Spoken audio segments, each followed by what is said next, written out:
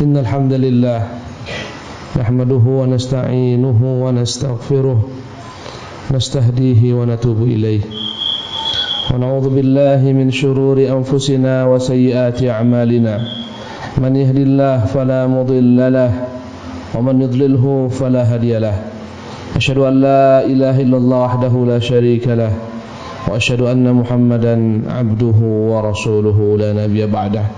Amma ba'du. Ibadallah, usikum wa iyaya nafsi bitaqwallahi wa ta'atihi la'allakum tuflihun. Ma'asyiral muslimin, sidang Jumat yang dimuliakan oleh Allah Subhanahu wa taala. Telah dekat masanya kita akan mendapati hari-hari orang pulang ke kampung. Istilah mudik lebaran adalah merupakan tradisi yang telah mengakar, mengurat dalam budaya masyarakat kita. Anda lihat hari-hari ini orang mulai menyiapkan bekal. Pasar-pasar penuh, swalayan-swalayan, mal-mal. Mereka mulai mengumpulkan satu demi satu barang yang akan dibawa mereka mudik ke kampung halaman mereka masing-masing. Hari ini adalah hari-hari di mana orang sibuk membeli tas-tas, koper-koper. Bahkan hari yang orang telah siap-siap dengan kendaraan. Yang tak punya kendaraan, mereka telah mulai sana sini cari rental mobil. Semua bersibuk menyiapkan diri untuk lebaran di kampung halaman, bertemu dengan orang-orang yang tercinta, bertemu dengan orang-orang yang terkasih. Ma'asyiral muslimin yang dimuliakan oleh Allah Subhanahu wa taala, sesungguhnya perumpamaan kita yang ingin kembali ke kampung halaman, mudik berlebaran, berjumpa dengan negeri kita yang hakiki, kampung halaman di mana kita dilahirkan dan dibesarkan, tempat berkumpul sanak saudara dan handai tolan, sungguh mirip dengan perumpamaan kampung kita yang abadi kelak nun jauh di sana, di negeri akhirat. Bukanlah ini kampung halaman kita, bukan Batam, kampung halaman kita, bukan Indonesia, kampung halaman kita, bukan Kepulauan Riau, kampung halaman kita. Kampung halaman kita yang hakiki adalah negeri akhirat, yang setiap orang yang mengetahui itulah kampung halamannya, dia akan bersiap-siap berbekal ke sana. Ma'asyiral muslimin yang dimuliakan oleh Allah Subhanahu wa taala, orang yang tahu negeri akhirat itulah kampung halaman hakiki. Mereka lah orang-orang yang beruntung di dunia ini. Mereka lah orang yang menjadikan dunia ini hanyalah sekedar tempat persinggahan belaka, bukan kampung abadi.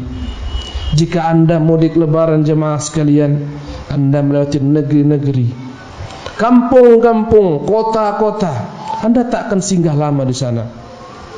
Anda tak akan mungkin bersaing dengan para pedagang di setiap kota yang Anda lewati, bersaing dengan para penguasa di sana, tidak. Karena Anda tidak punya niat dan minat untuk menetap di sana.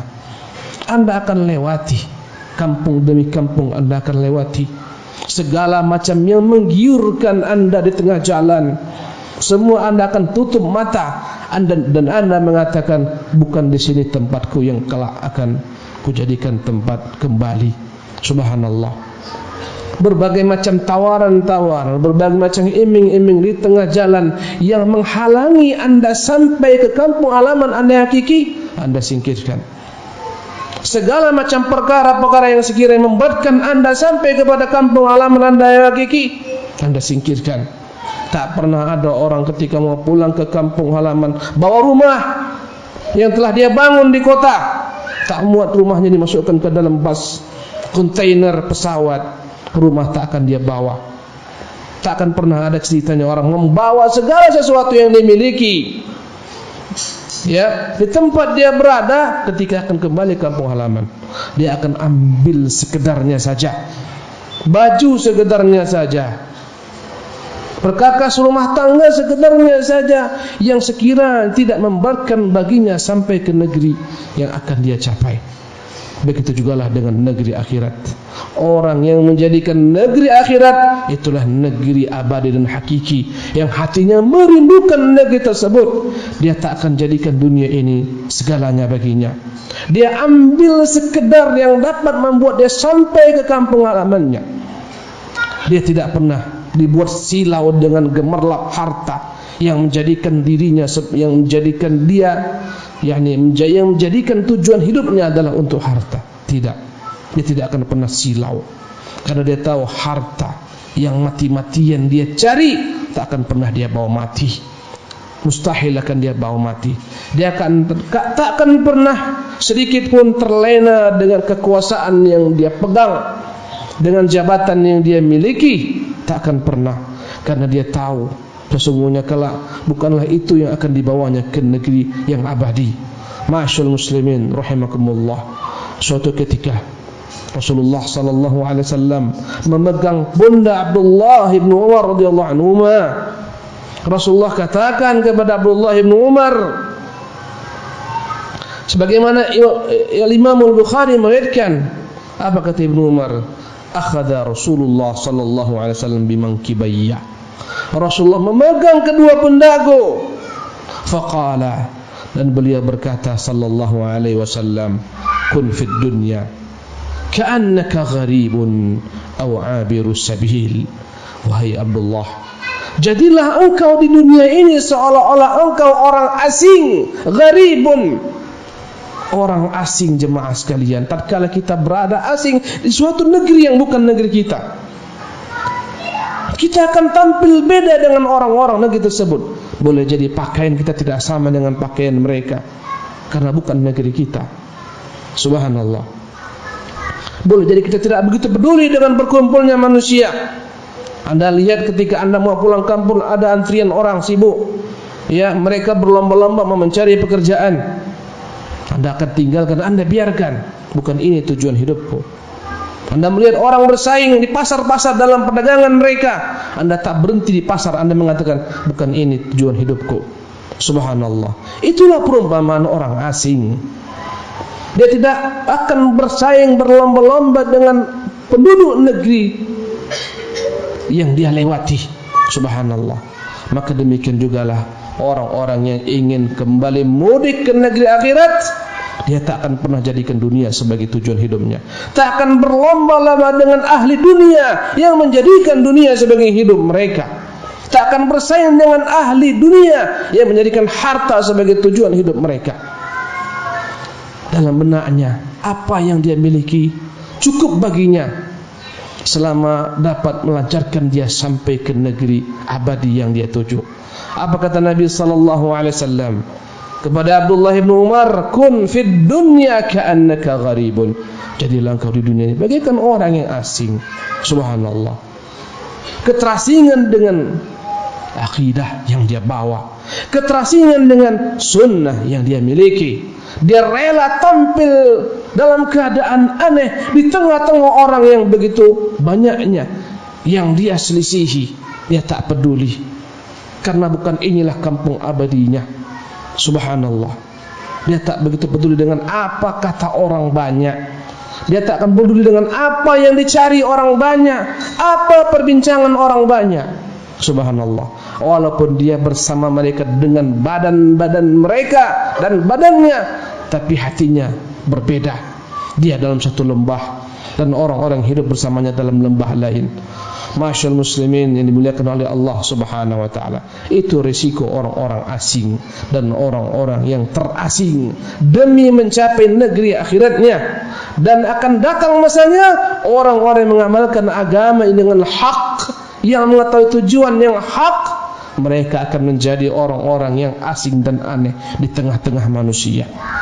Ucapan mereka dianggap aneh, cara berpakaian mereka dianggap aneh, cara beribadah mereka dianggap aneh, seruan mereka dianggap aneh dan dianggap asing. Berkata Nabi yang mulia sallallahu alaihi wasallam, bada al-islamu ghariban. Islam itu bermula asing, wa sayaudu ghariban kama bada, dan akan kembali menjadi asing sebagaimana Islam itu bermula. Fatuba lil ghuraba, maka beruntunglah orang-orang yang asing, beruntunglah orang-orang yang aneh. Ma'asyiral muslimin yang dimuliakan oleh Allah Subhanahu wa taala. Berpesan Nabi yang mulia kepada Abdullah bin Umar, kun fid dunya ka'annaka gharibun aw 'abiru sabil. Atau wahai Abdullah, jadilah engkau di dunia ini seolah-olah engkau sedang melintas jalan, abiru sabil. Tatkala orang-orang mudik ke kampung halamannya, apapun di tengah jalan yang dia lihat tak akan pernah membuat dia terhalang untuk sampai ke kampung halamannya. Dan dia berusaha berhati-hati, mengambil segala macam persiapan, menjaga segala macam kemungkinan jika ada di tengah jalan berbagai macam kendala-kendala yang menghalangnya sampai ke tujuan. Jika orang mengatakan itu adalah jalan yang penuh padanya penyamun, perampok, bajing loncat, dia akan berhati-hati ketika melewatinya, mengambil persiapan, mencari jalan lain. Begitu jugalah orang yang sedang bersafar menuju Allah Subhanahu wa taala. Begitu berhati-hatinya dia melihat apapun yang menjadi penghalangnya sampai ke negeri akhirat. Ma'asyiral muslimin dimuliakan oleh Allah Subhanahu wa taala. Ibnu Qayyim rahimahullah menyebutkan apa-apa yang akan menjadi penghalang seseorang sampai ke negeri akhirat kelak yang kita akan jelaskan pada khutbah kedua. Barakallahu li wa lakum fil Qur'anil azim wa nafa'ani wa iyyakum bima fihi minal ayati wadh-dhikril hakim wa taqabbalallahu minni wa minkum tilawatah innahu huwas samiul alim.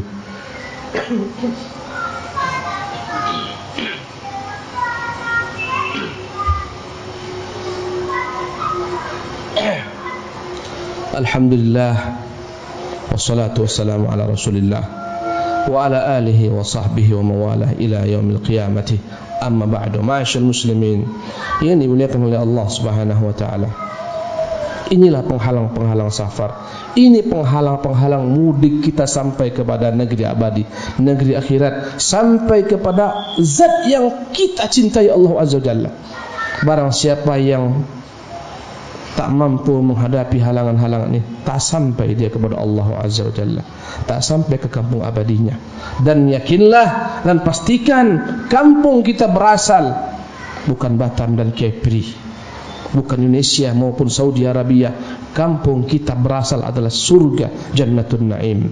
Dari sana orang tua kita Adam alaihi salatu wassalam dan ibunda kita Hawa ditempatkan di sana, dan dia dikeluarkan untuk sementara agar kembali ke kampung halaman tersebut. Barang siapa yang lupa kampung halamannya surga Jannatun Naim, maka dialah sebenar-benarnya orang yang merugi. Barang siapa yang tak kembali ke kampung halaman abadi surga Jannatun Naim, dialah sebenar-benarnya orang yang merugi. Dialah yang tercegat di dalam safarnya menuju Allah Subhanahu wa taala. Berkata Ibnu Qayyim rahimahullah dalam kitabnya Al-Fawaid, idza azama al-'abdu 'ala as-safar ila Allah ta'ala wa iradatihi, ketika seorang hamba telah memancangkan niatnya, dia harus sampai musafir menuju Allah Subhanahu wa taala, aradat lahu al-khawadi' wal qawati', akan muncullah di tengah jalan tatkala dia ingin sampai kepada Allah Subhanahu wa taala penghalang-penghalang, pemutus-pemutus safarnya, sebagaimana di dunia ini. Subhanallah, di tengah jalan uangnya dicuri habis, tak sampai ke negerinya. Subhanallah, terlunta-lunta di tengah jalan. Kadang-kadang di tengah jalan dirampok, tak sampai ke negerinya.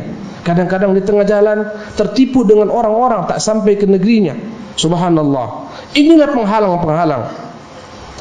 Fayankhadi'u awwalan bisyahawati wa riasat. Penghalang pertama yang membuat orang tersungkur tak sampai ke kampung abadi kepada Allah, dialah segala macam bentuk syahwat, segala macam bentuk kecenderungannya untuk melampiaskan hawa nafsunya, syahwatnya.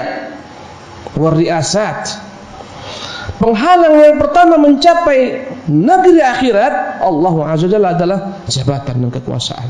Subhanallah, ini halangan pertama, penghalang, dan banyak orang tergelincir, tersandung, jatuh dalam syahwatnya, syahwat zina, syahwat kemaluannya, syahwat perutnya, ingin memiliki harta yang banyak dengan berbagai macam cara, melampiaskan hawa nafsunya, ingin makan enak, akhirnya terhalang sampai kepada Allah Azza wa Jalla, terjerembab, terjatuh. Dan ini penghalang pertama. Dan ini yang paling banyak manusia terhalang di sini. Dunia yang menjadikan orang lalai sehingga jadilah dunia tujuan hidupnya. Tak pernah dia berpikir dunia yang dia jadikan sebagai tujuan hidup tak akan mungkin dia bawa kekal. Untuk dunia orang, subhanallah, merobek pekatnya malam, menjingsing fajar, subhanallah, rela berpayah-payah untuk mengumpulkan dunia dan dunia. Dan ini adalah musim untuk negeri akhirat dan musim untuk negeri dunia, Ramadan. Yang menjadikan Ramadan musim negeri akhirat, memenuhi masjid-masjid dengan ibadah kepada Allah. Yang menjadikan Ramadannya musim bagi negeri dunia, yang memenuhi mal-mal dan plaza-plaza dengan segala macam gemerlap dan keindahan yang terdapat dalamnya. Lalai para pedagang, lalai manusia. Fala haula wala quwwata illa billah. Maka yang pertama ini akan membuat dia terhalang. Fayankhadi'u awwalan bisyahawat, dia akan terhalang, tercegat dengan berbagai macam syahwat yang menipu, yang menggiurkan, wariasat, segala macam jabatan-jabatan, subhanallah, yang dia korbankan pemikirannya, waktunya untuk kursi jabatan, subhanallah, sehingga lalailah baginya akhiratnya.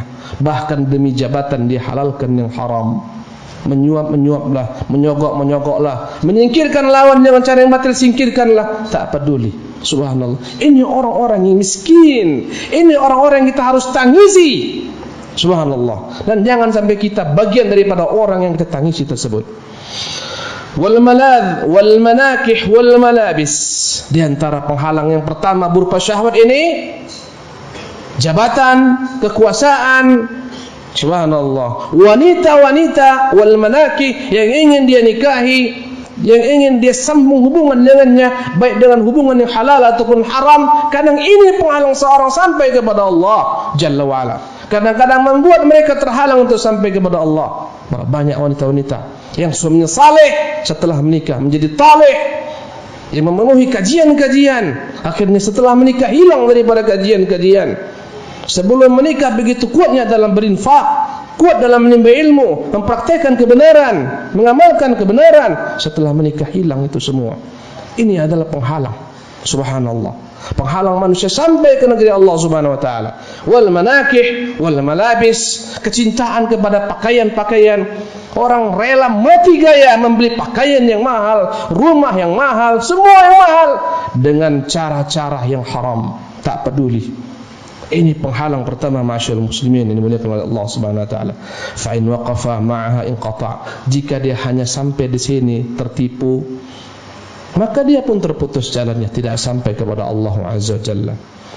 Wa in rafadhaha wa lam yaqif ma'aha wa sadaqa fi talabihi, andai kata dia tak pedulikan, dia pejamkan, dia picingkan matanya daripada dunia dan gemerlapnya orang berlomba-lomba ke sana, dia pejamkan matanya daripada jabatan kekuasaan, daripada wanita-wanita menjadi penghalangnya, pakaian yang bagus-bagus, apakah berarti dia telah langsung sampai kepada Allah? Tidak. Allahu Akbar. Datanglah penghalang kedua yang lebih dahsyat daripada pertama ini, tapi tak banyak orang mengetahuinya. Apakah penghalang kedua? Apakah penghalang kedua itu, ma'asyiral muslimin, yang dimuliakan oleh Allah Subhanahu wa taala? Kata beliau, ubtuliya biwat'i aqibihi, maka akan diujilah dia dengan banyaknya orang-orang yang menjadi pengikutnya, mengelulukannya, fansnya, banyak fansnya, banyak orang-orang yang mencintainya, mengaguminya, karena dia telah lepas daripada segala macam godaan dunia serta syahwatnya. Maka dia dianggap menjadi orang saleh, menjadi dianggap orang berilmu, menjadi panutan. Maka berbondong-bondong orang mencium bekas-bekasnya, berebut minumnya, berebut bersalaman dengannya, berebut untuk menundukkan kepala, mencium tangannya, menyebutnya dengan segala macam kebaikan. Andai kata dia kuat, jalan. Andai kata dia tak kuat, lalai, jatuh dalam bentuk pengkultusan kepada dirinya, sehingga dia menganggap dirinya adalah segala-galanya, sehingga dia menganggap dirinya adalah tujuan hidup manusia. jatuh, tak sampai kepada tujuannya. Ibnu Qayyim rahimahullah berkata, "Wabtuliya biwad'i aqibihi wa taqbili yadihi wa tawsi'ati fil majlis." Datanglah ujian, dimuliakan orang, dipuja-puja manusia. Kemana tempat orang akan persilahkan dia, luaskan baginya majlis, suruh dia bicara agar berkata-kata, agar orang mendengar. Subhanallah, followernya jutaan manusia. Sekarang kita mengenal istilah dalam media sosial, ya, follower, jutaan manusia. Gerak-geriknya diikuti manusia, dipantau manusia, dilulukan manusia. Andai kata dia lalai menganggap dirinya sebagai malaikat, habis. Sampai di situ, tak sampai kepada Allah Subhanahu wa taala. Muncullah sifat ujub, muncullah sifat bangga. Subhanallah, muncullah sifat mensucikan dirinya. Jemaah ini dimuliakan oleh Allah Subhanahu wa taala. Wal isyara ilaihi bid-du'a wa raja'i barakatihi. Ya, ujian yang kedua ini, mulailah orang-orang menunjukkan tangan-tangan mereka kepadanya. Ini orang saleh, ini orang berilmu, ini orang mulia, ini orang. Subhanallah. Dan berebut orang mencari keberkahan bermajlis dengannya. Subhanallah. Bahkan keberkahan daripada dirinya. Ya billah. Subhanallah. Maka orang-orang seperti ini ludahnya pun berusaha diperebutkan manusia. Subhanallah. Air bekas minumnya, orang berebut mengambilnya. Andai kata dia lihat dan dia kagum dengan dirinya, habis sampai di situ. Subhanallah. Lihatlah para sahabat begitu bencinya yang namanya popularitas. Abdullah bin Mas'ud ketika lewat dari satu jalan, berkumpullah orang-orang mengelulukannya, berjalan-jalan bersamanya. Ketika dia jalan, ternyata diikuti dari belakang. Berkata Ibnu Mas'ud, "Wahai manusia, kenapa kalian ikuti saya? Wahai imam, kami begitu senang, bangga, kami bersuka cita berjalan dengan anda, bermajlis dengan anda." Kata Ibnu Mas'ud, "Jangan ikuti saya. Fa innahu fitnatun lil matbu'." Sesungguhnya yang kalian buat ini akan memfitnah diri saya. Yang kalian ikuti ini sehingga saya menganggap diri saya suci, sehingga akhirnya kalian mengkutuskan saya, binasalah saya. Wa dhillatun littabi. Dan apa yang kalian buat menghinakan diri kalian. Kita semua setingkat di mata Allah Subhanahu wa taala, sederajat di mata Allah. Yang membedakan kita adalah takwa kita di antara Allah Subhanahu wa taala. Takwa di antara kita, itu yang membedakan kita. Subhanallah. Masyaallah muslimin rahimakumullah. Ibnu Qayyim berkata, "Fa in waqafa ma'ahu qata'a bihi 'anillah wa kanat hadduhu minhu." Andai kata dia ladeni itu semua, berhentilah sampai di situ, tak sampai kepada Allah Subhanahu wa taala. Wa in qata'ahu, jika dia tak peduli dengan manusia, yang melulukannya tak peduli, yang membencinya tak peduli, yang mengusirnya tak peduli, yang mengucilkannya, dia tak peduli dengan manusia, musuhnya ataukah kawannya ataukah lawannya, tetap dia ingin sampai kepada negeri abadi akhirat, ingin sampai kepada Allah Subhanahu wa taala. Kata beliau, "Wa in qata'ahu wa lam yaqif ma'ahu qata'a bi 'anillah wa kana hadhu min, wa in qata'ahu wa lam yaqif ma'ahu ubtuliya bil karamat wal kushufat." Andai kata dia berhenti sampai di situ, habislah dia, tak sampai ke kampung halamannya, tak jadi mudik ke negeri akhari, ke negeri abadi, negeri akhirat. Dialah merasa rela, dialah menganggap dirinya segala-galanya, pujian manusia. Habis sampai di sana akan terbenamlah dia bersama orang-orang terbenam.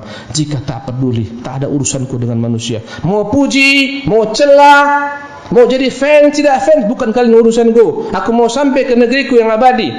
Datanglah penghalang yang ketiga. Subhanallah. Dan ini penghalang semakin sedikit orang yang merasakannya. Allahu Akbar. Apakah penghalang tersebut? Ubtuliya bil karamati wal kushufat. Maka Allah uji dengan kekeramatan bagi dirinya. Kadang-kadang di malam hari tangannya bercahaya. Subhanallah. Kadang-kadang Allah berikan berbagai macam karamah kepadanya. Subhanallah. Sebagaimana Allah berikan karamah kepada orang-orang terdahulu. Kadang-kadang dalam waktu yang sangat membutuhkan, dia berjalan di atas air. Subhanallah. Kadang-kadang berbicara kepada hewan-hewan. Sebagaimana karamah yang Allah berikan kepada para sahabat. Subhanallah. ketika mereka berjihad, ketika mereka masuk ke dalam gua-gua di tengah keadaan yang gelap gulita, mereka khawatir segala macam di gua yang mengganggu. Mereka katakan, wahai hamba-hamba Allah dalam gua, kami hamba Allah berjihad dengan Allah SWT, keluarlah kalian. Keluarlah dari gua tersebut segala macam binatang-binatangnya, binatang buasnya. Subhanallah, karamat. Berjalan safinah Maula Rasulullah SAW dalam satu peperangan. Subhanallah, dia terdampar di tepian hutan. Datanglah singa. Dia berkata, wahai singa, aku adalah pembantu Rasulullah sallallahu alaihi wasallam. Dia diiringi singa sampai melewati tempat musuh. Subhanallah, itu karamat. Dan begitu sedikit orang-orang yang Allah berikan ini. Ada orang-orang diberikan karamat, andai kata dia pedulikan karamat ini, merasa puas dengan karamat ini, habis. Dan karamat dalam agama kita adalah perkara yang hak, yang wajib kita imani. Lihatlah Maryam tiap hari berbuka. Dari mana bukaannya? Dihantarkan dari surga. Kita yakini adanya karamat bagi wali-wali Allah. Bertanya ketika itu Zakaria, anna laki hadha? Ini makanan dari mana kau peroleh? Qalat huwa min indillah. Ini makanan dari Allah, dari surga. Ini karamat. Subhanallah. Yang akan menjadi penghalang sebagian orang, akhirnya mereka tak sampai kepada Allah Subhanahu wa taala, berhenti di sana. La haula wala quwata illa billah. Ma'asyiral muslimin rahimakumullah. Fa in waqafa ma'aha inqata'a bi'anillahi wa kanat hadduh. Jika tak mampu dia menghadapi karamat ini, berhentilah sampai di sana, tak jadi mudik sampai kepada Allah Subhanahu wa taala. Wa in lam yaqim ma'aha, jika dia lanjutkan perjalanan tak pedulikan karamat tersebut, ubtuliya bitajridi wattakhalli wa ladzatil jam'iyyati wa izzatil wihdati wal faraghi minad dunya. Maka datanglah penghalang berikutnya yang lebih sedikit lagi orang yang merasakannya. Dia diuji Allah sehingga tak peduli lagi dengan manusia. Dia sibuk dengan dirinya sendiri, berkhulwat, tinggalkan majlis, tinggalkan manusia, mencari tempat-tempat yang nyaman baginya, berkhulwat, bersendirian. Karena lezatnya dirasakan bermunajat kepada Allah, berzikir kepada Allah, membaca kitabullah. Tinggallah manusia, tak peduli lagi amar ma'ruf nahi munkar, tak peduli istri dan keluarganya, sanak-sanaknya, sibuk dengan dirinya sendiri, memperbaiki dirinya sendiri. Subhanallah. Maka jadilah tempat-tempat yang sunyi menjadi tempat berkhulwat mereka, sebagaimana orang-orang sufi yang menjadikan tempat-tempat tertentu sebagai tempat khulwat mereka. Subhanallah. Andai kata dia terpedaya, karamat dapat, berkhulwat dapat, sampai di sini dia rela dan ridha, selesailah safarnya menuju Allah, tak akan sampai selama-lamanya. Subhanallah. Masyaallah muslimin rahimakumullah. Andai kata tidak dia pedulikan juga perkara ini, tetap bermuamalah bersama manusia, berkumpul dengan manusia, bersabar dengan segala macam ujian dan cacian manusia, tetap ingin sampai kepada Allah Subhanahu wa taala. Ibnu Qayyim menutup pembicaranya dalam kitabnya Al-Fawaid. Subhanallah. Apa kata beliau? Fa in waqafa ma'a dzalika qata'a bihi 'anil maqsud. Andai kata dia begitu heboh menyibukkan dirinya, khulwatnya, tak peduli lagi manusia, terputus jalannya menuju Allah, tak sampai mudik kepada negeri akhiratnya. Subhanallah. Wa in lam yaqim ma'ha wa sara nadran ila muradillahi an. Jika tak dia peduli, dia tetap selalu melihat Allah inginkan apa darinya.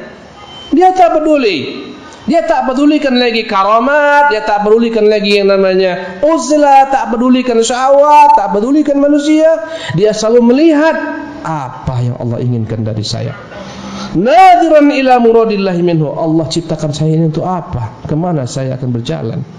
Subhanallah. Wa ma yuhibbuhu minhu. Apa yang Allah cintai dari saya ini? Allah senangi apa? Saya akan berusaha berbuat apa yang kau senangi, wahai Tuhan. Engkau senang sambung silaturahmi, saya sambung. Engkau senang ke ibadah dan taat, saya berbuat ibadah dan taat. Dia cari apa yang cintai Allah Subhanahu wa taala, bihaitsu yakunu indahu al-mawquf ala mahabbihi wa maradih aina kanat wa kaifa kanat. Ketika tujuan dalam hidupnya agar sampai kepada Allah Subhanahu wa taala, ke negeri akhirat, adalah senantiasa mencari apa yang kau ridhoi Tuhan, apa yang kau inginkan wahai Tuhan. Dimanapun keridhaanmu ada, aku ada di sana. Dimanapun kecintaanmu ada, aku akan ada di sana, mengerjakan apapun yang kau ridhoi, apapun yang kau cintai.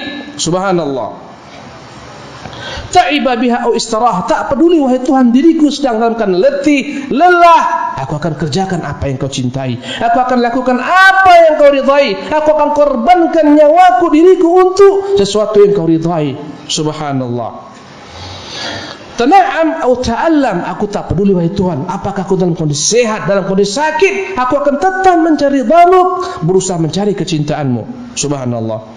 Akhrajathu ila nas atau azalathu anhum, aku tak pernah peduli wahai Tuhan ketika mencari keridhaan-Mu, kecintaan-Mu, aku diisolir manusia, dibuang manusia, aku tak peduli. Ataupun orang-orang sibuk berkerumun di hadapanku, tak akan kepedulikan wahai Tuhan. Subhanallah.